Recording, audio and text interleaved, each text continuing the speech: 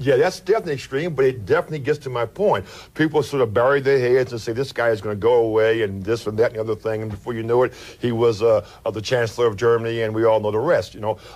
We cannot continue to have our mainstay, which is sports, the thing that I think most of us gravitate to and affects us all sooner or later.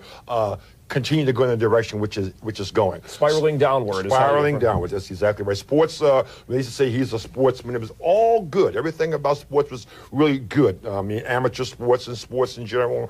But now it has a very bad taste in many people's mouths. Why is it so bad? Other than the 20-second timeout and the commercials that you talk about, what's so terrible? Well, let's take the $120 million that someone may make, and you think, oh, I'm not a sports fan. It doesn't affect me. Well, what about if your doctor goes to the game, takes his family, ticket prices go up twice as much. The next month when you go visit your doctor, your bill has about 15% higher price on it because he has to get that money back from somewhere. So it's the domino principle which affects us all. And we got to be very, very, the fact is also, are we teaching a society that's all about money? Only a small amount of people make the real money that's we hear about. And they're making it seem like it's all about money and not about the love of what you're doing. But a lot of society is about money. Of course. We can't... Money and disrespect. You understand? When I tell people that we during our time mainly play for the love of the game, they say hogwash. Right. Hogwash because, understand, when I came along, guys were making $4,000 and $5,000 a year. All of them were mainly college graduates who could have gone into their own profession and made $8,000 or $9,000 or $10,000, but they played basketball because they loved it.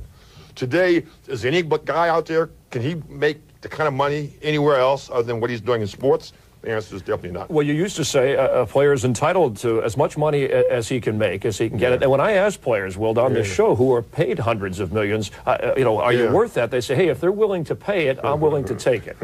Yeah. Well, I think that you can get a little bit too greedy. I think probably the only guy who's worth definitely in basketball, the money that he's making, and maybe he should get 10% of everyone's salary, is Michael Jordan. Understand? And I mean, I don't say that these guys shouldn't go out there and try to get what they should get, but after a while, there becomes a limit, and it makes it look bad for all the rest of the world, so to speak. Michael Jordan, and yet it bothers you when people talk about him as being the greatest player of all time. Well, it bothers me because we all have our opinions, and I don't think that, commensurate with what he's doing, what he's done, and how the game is going today, that he's better than Oscar Robertson, Jerry West, Bill Russell, a number of people. The greatest scorer of all time? Not even. Would you even give him that? Well, you see, what people don't remember was that my first 7 years, I scored a lot of points. Then I stopped scoring on my own volition. I tried to do other things. I was asked to do other things, and that's what I did. For the last 7 years, it wasn't about points to me. It was about trying to do other things. So when they compare me with Michael's averaging 31 points for his lifetime. I averaged about 30 points for a lifetime. But I stopped scoring. Understand? Like I'm saying, so if I had continued to score, I would probably be averaging 40 points for my whole lifetime. Does that make me the best scorer? I really don't know. But one thing I do know, that all the years while I was usually scoring all those points, I was leading the league in percentile shooting. And that's also important because if you take all the shots, then you should be making the highest percentage. I mean, there are guys like Charles Barkley who shoot 54, 55%. If he shot as much as Michael, he'd be scoring more points. You have the 4 highest averages of all time, and I mentioned at the top of the show, and this is what's stunning to me, to average. And I don't know if people truly, the general public, truly can appreciate what it means to average 50 points a game over an entire season. Some guys, they say, hey, they're in a zone if they scored 50 in one night. So you had to do that. When you look back, is that your greatest accomplishment? Without a doubt. I used to think later on in the season, if I go out here tonight and score 39 points, I will have let my team down. I'm 11 points below whatever. They expect this from me, and this is what I have to go out there and do. No, it is, when I look back on it right now, that and probably playing 48.4 minutes a game for that entire season are the two things that I really reflect on as being the best I've ever done in basketball. You led the league in scoring individually, it is. 7 straight years. So obviously those numbers give you the credibility to say some of the things you're saying about today's game, Will. But what about the person out there, the young player who's saying, well, he's just an old retired player who's bitter about having missed the window of opportunity where there's all that money? Well, I'm not bitter. I'm really sad. You understand that I've missed a chance to make all that money that they're now making. But no, I'm not bitter because I think that I played in the golden age.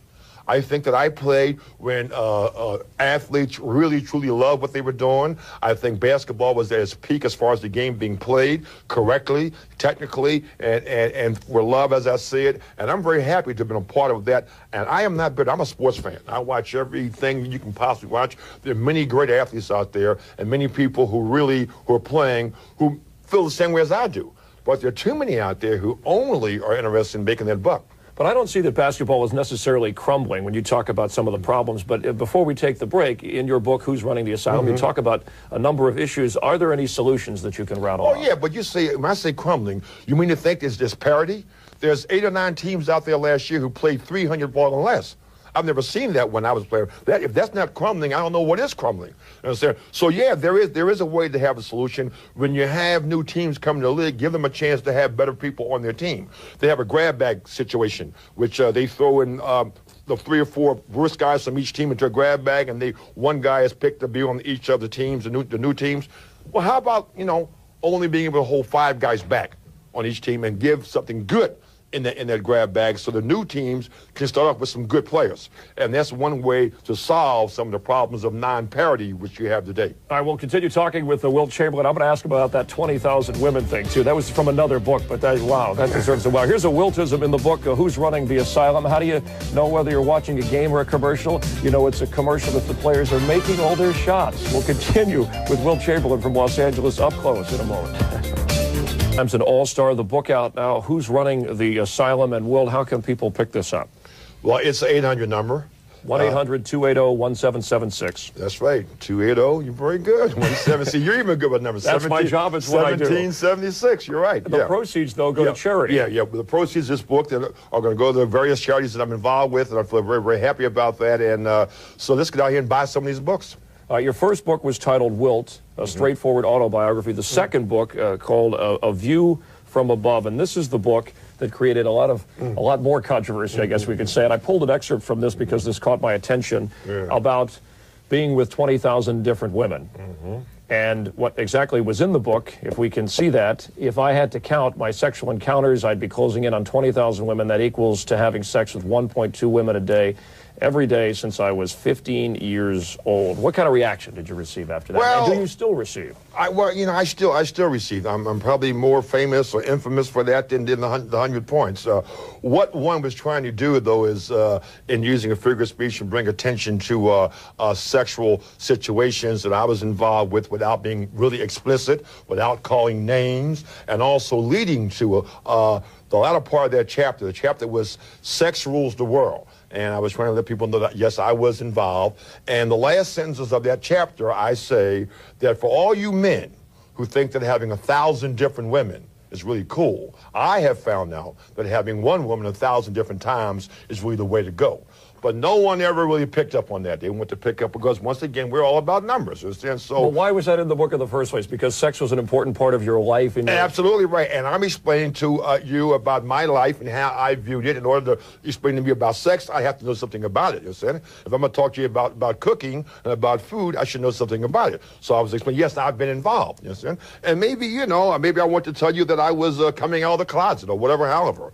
But I was telling you about, yes, I have been involved with sex as I was involved with basketball. How did you come up with that number, though? Did you stop and... No, I came up with that number because I just tried to, guesstimate, the best I possibly could. Are you close? Is it really that close? Well, who knows? Because I kept looking for pictures in the book, and you kept looking for pictures, right? And I just was getting the are you sorry, though, in a way that it came out the way it did? Yes, and I'm glad you asked that question. I'm sorry it did because it took away from some other parts of the book, but I'm more sorry because there's apology owed by me to the women that I've known and the women that I do know, that they were never meant to be a number.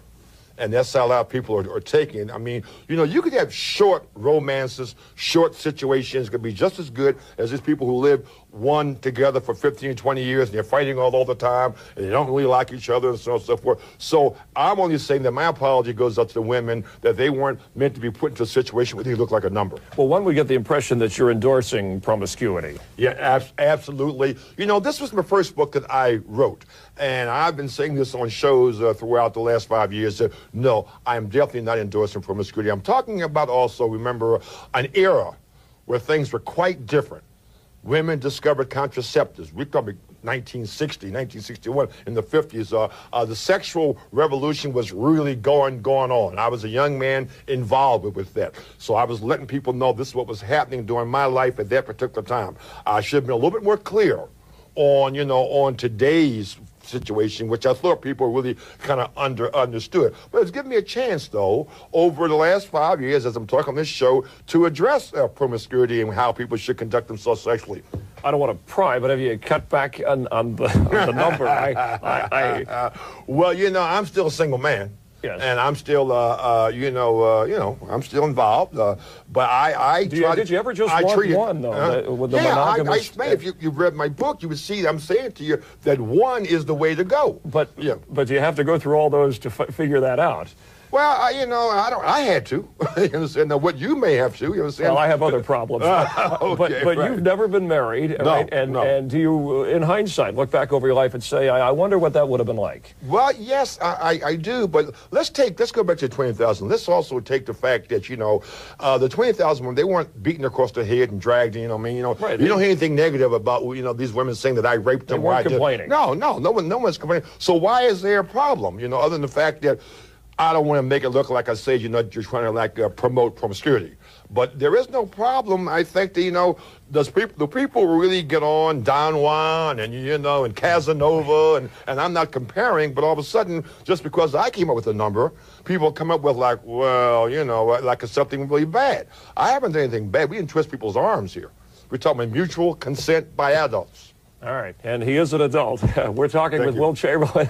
I kid because I care. We'll have more. We'll talk about who's running the asylum later. Would he take George Mirzon or Shaquille O'Neal? We'll ask him about that. Here's a Wiltism from Who's Running the Asylum. Remember, our bed is made from the words we have said, since we must sleep in it until we are dead. We should watch our mouths and use our head. And that goes for you too, Wilty. He said that. Yeah. We'll be back with Wilt Chamberlain up close in a moment. Don't go away. About the book, Who's Running the Asylum. Now, you said George Mirzon, in many ways, has more talent than Shaquille O'Neal, and if you had to choose between Shaq or George, you would take George. This is in your book. Now, explain this one. Yeah, now you're leaving off something. I'm saying as they call fouls, though, today, Shaq gets away with what I would consider murder. So they let him go. Yeah, I would think that when you dip your shoulder and you run over top of a guy and the foul's called on the guy laying on the floor, you're getting away with something. So Shaq is allowed maybe to score some points that maybe he wouldn't get.